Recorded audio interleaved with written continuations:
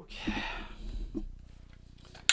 All right, we're gonna just take a look at a few overdrives today. The Friedman Dirty Shirley versus the Tumnus by Wampler, and the Conspiracy Theory by Way Huge. The guitar is the Telecaster Deluxe with um, those are Seth Lover pickups. It's really super pretty guitar. If you can pick one up used, I think it's worth it. I'm really enjoying it. It's got a beautiful set neck, but look at it's got the nice detail on the back. It's not a big block back there. It's got some comfort cuts. Comfort cut on the back side here. Comfort cut here with curved top, mahogany maple cap. It's a really nice guitar. I'm finding it very stable, stays in tune. The amp is a Marshall on the clean channel. We've got the gain about halfway up, but this also has a 12AY tube in the preamp to help tame all the Marshall fizz. And then the drives are what you see down here, the Dirty Shirley. If you want to pause and take a look at settings, you can. I tried to set everything up to where it just sounded the same. I used my dB meter to get the levels the same, and the drive's pretty high, but they sound similar with lower gain. And then we're just gonna rock through some jams. There's gonna be some manic picking, but I don't necessarily like how comparisons are with something running through a loop. I know that's the most consistent way, but I also like the spontaneity of just jamming. So here we go, and then at the end, please let me know what you think.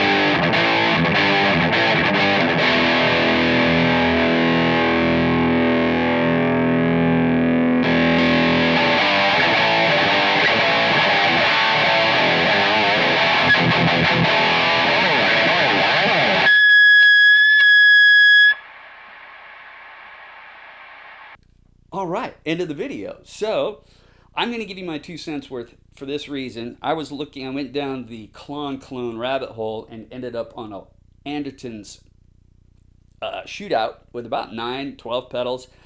I don't know, and it came down to the top three kind of being, well, top five. Certainly, they had the original Klon, and then they had a Tumnus Deluxe in there that was ranking pretty well, or Pete couldn't tell the difference between this one or that one. He thought they just both sounded great. And the other one that hung in there all the way up to the number 3 spot, I think, was the Way Huge Conspiracy Theory. And and on YouTube, once they got it into the top 6, I could no longer really hear a difference because there's loss in YouTube. So you people that don't like a lot of talking, what got me on the Way Huge was Pete's comment that, well, I like that one, but it's got some thickness. It's fat. It's fatter than the other two. I couldn't hear that it was fatter, but he said it was, and I tend to like a fatter pedal rather than a thin pedal. So I really appreciated that commentary because it drove me to a pedal I really like.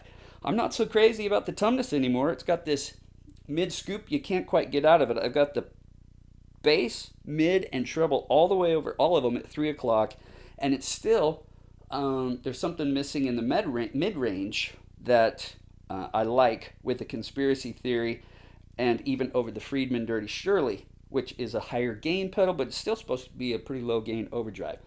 So Conspiracy Theory, I really like it, and it's so simple. One tone knob, one gain knob, and you've got the output knob too. Friedman's great, but it's got 6 knobs on it, and you can just kind of get lost into this or that. Whereas with the Conspiracy Theory, it's the settings in your amp, and then you got a tone knob, and you just play. You're not searching for stuff. All right, so highly recommend the Conspiracy Theory. For affordable also, and I think I'll dump the Tumnus because for a few months I've wondered. It hasn't inspired me to do anything. So I'd rather, I think, try the Keeley Oxblood, which looks like another interesting pedal to try. All right, Old Guy Jams out. Leave your comments. We'll see you next time.